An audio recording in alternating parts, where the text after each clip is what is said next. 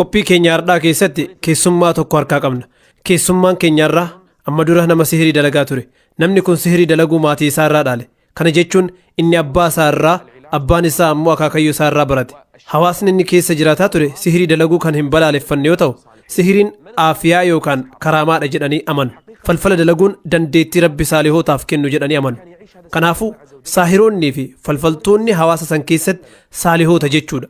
Eenyummaa saahirticha kanaa, haala jireenya isaa, haala warraaf ijoollee isaa waliin akkamitti jiraataa akka ture, hojii sihirii dalaguu akkamitti maatii isaa irraa dhaale, akkamitti akka barate, haala inni sihirii itti dalagaa turee fi jalqaba gara sihirii haala kamiin akka seene, dalagaa sihirii kana keessaa akkamitti akka ba'ee fi eega toobateen booda jireenya gammachuu keessa jiru kana akkamitti akka gonfate waliin haasofna. Sheek Daawud bin Muhammad Farhaan as stuudiyoo keessatti na waliin argama. Lammummaan isaa Yamaniidha. Sheek Daawud baga nagaan gara stuudiyoo keenyaatti dhufte. Isinillee baga nagaan nu eegdan. طبعا شيخنا الحلقة قصيرة جدا. Sa'aatiin qophii keenyaa hedduu gabaabduu taatus yeroo qabnu keessatti wanta nuuf himuu feetu hunda dubbachuu hin dandeessa. Wanti kana hin dubbatin siin jennu tokko illee hin jiru. Kanaafuu jalqabamee gaafii takka si haa gaafadhu. Sihirii akkamitti jalqabde? Eessatti jalqabde? الحمد لله رب العالمين. الحمد لله الذي هدانا لهذا وما كنا لنهتدي لولا. الحمد لله قالني كربيتي ربي دانديك أجيلما نكبسيسه. فدي ساعتي ملك أجيلمتي نرجمتو. قبي كان الرت لهاتشوف كمرتيسيف فتوى كنو فسوينتاني سهرين دلقا فكتو في نمك عن استتوته يسي أمتا في صور باديتي. لقاد بچو داف دلقا هم توتنا ربي سهارا رمو أباكي يراد علي. دائما وقاتو كوي روجرو وانت أدته توكونا كنمي. هرما هادتي ياو سوهدو شيطان نلكفته. سنبودا يروهن دقاقبي كفاتوري. أبانكي يرو غرمنا ديبئو هاتتي يهالان كيسة توري هندا كمتا كدر رماجرو همتيف. أبانكي يرو كان هجي سهرين دلقاتوري أكد آلو شيطان أفنكني. علمكي يا كستجاجلو شللا يا باهود جتشون شيطان أفنكني. غافس الراجل كبي هنگا قويا أبانكي ينرى آكرميتي لكبي في ركون تكالين مودني. يرو أبانكي يامري تهي عمرينكي يكود آفورتوري. ميا سرت شيك داود. Sihiriin kun jalqaba gaafa harma hootu si seene jechuu? Eeyyan. Yeroo sanitti abbaan kee sihirii dalagaa ture? Eeyyan. Daa'imummaa keetiin harma hodhaa osoo jirtu shayxaanni si dhaye. Sana booda gaggabdee kufaa turte. Harmeenti haala ati keessa jirtu abbaa keetitti himnaan inni ammoo shayxaan akka tajaajiltuuf si kenne. Eeyya akkasi. Sana booda yeroo takkallee gaggabdeen beektu? Gonkumaa sana booda hin gaggabne. Hanga gaafa dargaggoomtee abbaan kee sirraa du'uttillee nagahaan turte. Yeroo abbaan kiyya du'eetti hin dargaggoomne. Tilmaamaan dargaggummaa fi waggaan 2 yookaan 3 na hafa. Eega abbaan kiyya du'een booda yeroo waggaa 2 hanga 3 san keessatti wantoonni haarayaa fi adda tahan jiruu kiyya keessatti mul'achuu jalqaban. Keessumattuu umriin kiyya 14 eega dabreen booda haalli an keessa dabree baay'ee ulfaataa ture. Jalqaba irratti wantoonni akka malee nama rifachiisan tasa na mudatuu turan. Zaata namaa uffatanii keessumaahuu shamarran babbareeda fakkaachuun sheexaanonni na ziyaaraa turan. Kun immoo dilii fi badii guddaa kan ta'e hojii sihirii kana akka baruuf gowwoomsanii na qopheessaa turan jechuudha. Kanaafuu ati jinni yookiin shayxaana dhaltuu wajji wal qunnamaa turte jechuudha? Eeyyan. Eessatti wal argaa turtan? Mana keessa moo manaan ala dirree keessatti sitti dhufaa turan? Naannoo jireenya irraa bakka fagoo ta'etti wal argaa turre bosona keessatti. Yaman keessa naannoo bosonni guddaa ta'etti argamutu jira. Suutuma suutaa iddoo sanitti akkasumas iddoowwan udumee ta'an kanneen birootti deddeebi'uu baay'ise. Kophaa kiyya gara bosona kanaa deemuun haalaan na gammachiisaa dhufe. Haala kana keessa osoo jiruu booda irratti mudannoon haala jireenya uumaa keessaa na baase tokko na qunname. Gaaf tokko akkuma barametti iddoo fagoo irraa gara gandaatti halkaniin deebi'aa osoo jiru harree takka tan mukatti hidhamte arge. Naannawa san manni jireenyaa tokkollee hin turre. Yeroo kana namni harree tanaasitti hidhe badii dalaguudhaaf nama dhokataa jiru ta'uu qaba jechuun shakke. Haaluma kanaan harree san hidhaa irraa hiikee yaabbadhee gara gandaatti qajeele. Akkuma siin jedhe ganda irraa baay'ee fagaadhee ture. Harree tana yaabbadhee karaa xiqqoo akkuma deemeen iddoo boolla yookaan boyii xiqqishuu qabdu yommuu gahu harreen tun cehuu diddee dhaabbatte. Boolli sun waan guddaa ta'eetii miti.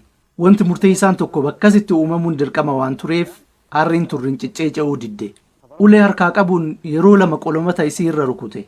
Yeroo sadaffaa dhahuuf yoo ani jedhu fuulaannatti as garagaltee sagalee dubartiitiin harree sitti fakkaadhee akkanatti na rukuttaa naan jette. Ni dubbatte? Eeyyee nu dubbatte.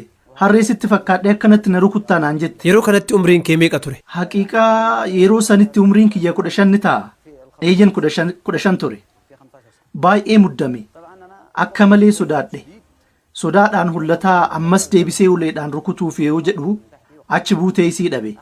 Yeroo kanaanis bakkuma sanitti kufee gaggabe. Of wallaalte jechuudha. Eeyyan sana booda waggaa 3 guutuu osoo of hin beekin ture.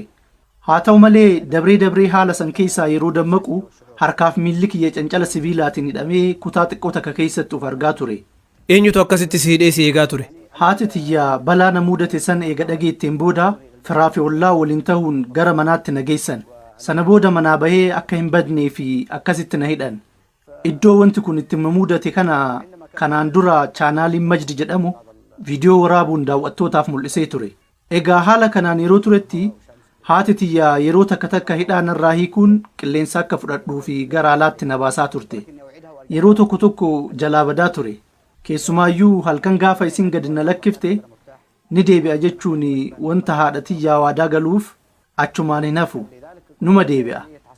Kana kan godhuu fi yeroo biraatis na amantee hidhaa irraa akkana hiiktuufi. Sheek Hamii amma waggoota 3 mana keessatti hidhamtee turte kanumaan bira haa dabri nuti. Sana booda maaltu si qunname? As biratti osoo bira hin dabriniin dura waggoota 3 mana keessatti hidhamee ture kana halkan yeroo manaa bahu balfa adda addaa fi reeffa bineensota du'anii nyaataa ture. Balfaa fi raqa bineensota akka nyaattu waan si ajaju yookiin ammoo si dirqisiisutu ture moo akkami? Ajaja jechuun hin danda'u. Garuu fedhii keessa kiyya irraa maddaa turetu akka ani balfaa fi raqa nyaadhuuf na kakaasaa ture. Waan kanneen yeroo hin argatin haala namoomaa irraa bahuun amalli kiyya hundi ni jijjiirama. Saree fi waraabessa waliin raqa irratti wal lolaa ture. Isaan irraa ari'ee yoo nyaadhu gammachuu guddaa argachaa ture. Ni furuma. Sana booda gara mana harmee tiyyaa deebi'a. Egaa kun nyaata halkan hunda sheexaanaaf dhihaatu. Dabree sheexaanonnis na waliin nyaataa turan. Afachume raqa bineensota baktaayanii nyaataa turte? Wanta fe'e maaliif hin taane? Raquma haa ta'u qofa. Bineensota du'anii fi wantoota sareen nyaattu hundi natti mi'aawaa ture. Waggoota 3 kana booda uf to'achuu waan dadhabeef manaa bahee bade. Osoo uf hin beekin naannoo Hudeydaa jedhamu keessatti uf arge. Iddoo Zabiid jedhamu halkan 3 eega buleen booda gara Yufris imale. Yufris kutaa biyya Yemen kan taate Ta'iz keessatti argamti. Guyyoota 15 fi masjiida tokko keessa oolaa bulaa ture. Gaafa tokko namni wahii natti dhufee ati eebbifamtee jirtaa? Karaamaan abbaa keetii sirratti bu'ee jira naan jedhe. Hubadhu sihiriidha yookaan immoo falfala naan hin jenne. Barakaan sirratti bu'ee eebbifamtee jirta naan jedhe. Sihirii fi falfala dalaguun akka karaamaa fi eebbifamuutti lakkaa'ama jechuudha? Eeyyee karaamaadha. Ruhaaniyyaa jedhu isaan. Kanaan boodatti anis ogummaa kanaan nama beekamaa taha. Namoonni na kaddamu yaadni jedhu mataa keessa na seene. Ni gammade. Yaada kanaan boonuu jalqabe. Gara biyyatiyyaa deebi'uu akka qabus ni murteesse. Kana booda nama namni hundi kabaju, nama namni hundi sodaatuu fi nama jaalatamaa ta'uun kiyya natti dhagahamaa gara biyyaa deebi'e. Haqatti haalli sun gammachuu dhugaa yookaan ammoo milkii sirrii hin turre. Sheexaanatu miira kiyya akkasitti na kakaasaa ture. Gara biyyaatti yemmuu deebi'u sheexaanonni misbahaa qubee fi kitaaba eessaa akka argadhu naaf himan. Kitaabni kamaaliiti? Kitaabul Mandal Shamsal Maarif Jaafar. Kitaabonni kunniin akkaataa sihiriin itti dalagamu kan irraa baratani? Eeyyin kitaabonni kunniin kitaabota sihirii dalaguu irraa baratan keessaa beekamoodha. Kitaabonni kunniin kan eenyuti? Kan abbaa kiyyaa turan. Abbaan kee hoo eenyurraa argate? Abbaan kiyya namoota biroo irraa argate. Hayyee kitaabota sihiriiti jechuu? Eeyyee waa'ee sihirii qofa. Alhamdulillah. Yufris irraa gara biyyaa eega deebinee booda ammas jinnoonni kitaabonni kunniin bakka jiru natti himan. Harmeen tiyya garuu abbaan kee osoo hin du'iniin dura kitaabonni hundinuu jalaa bade naan jette. Ani garuu isii amanuu dide. Haadha tiyya na jalaa dhoksuuf hin yaalin. Kitaabonni iddoo akkanaa jiru jechuun himeef. Bakka kitaabonni jiran itti himte? Harmeen tiyya yeroo kana akka ani haraama keessa seene galeef. Isiin jalqabuma irraayyuu dilii hamtuu tana keessa akka ani seenu hin feetu. Durumaayyuu abbaa kiyyaanuu mormaa turte. Ani ilmi isii akka dalagaa hamtuu tana keessa kufu gonkumaa hin barbaaddu. Waan hundaafuu alhamdulillah. Hayyee sana booda kitaabota argattee? Eeyyee kitaabota fudhe. Mee asirratti dhiifama. Kitaabota waliin maaltu jira naan jette? Qubee fi musbahaa. Kitaabota waliin qubee fi musbahaan kan barbaachiseef nama saaliha nama rabbii of fakkeessuun uummata gowwomsuuf jechuu. Akkam seetaa qaruuraa yookaan bilqaaxii yeroo hunda narraa adda hin baanetu jira. Qubeen tuni shittoo, ixaanaa fi wantoota haalaan urgaayaniin cuuphamtee achi keessa kaayamti. Musbahaas achi keessatti urgeessuun qabadha. Namni na bira dhufu kan na ziyaaru hundi urgaa fi ulfina yookaan tibba kiyya akka hubatu godhutu irraa barbaachisa. Hayyee kitaabota abbaan kee itti fayyadamaa ture kan harmeen teessi jalaa dhoksite amma harkaan gahattee jirti. Eeyyee.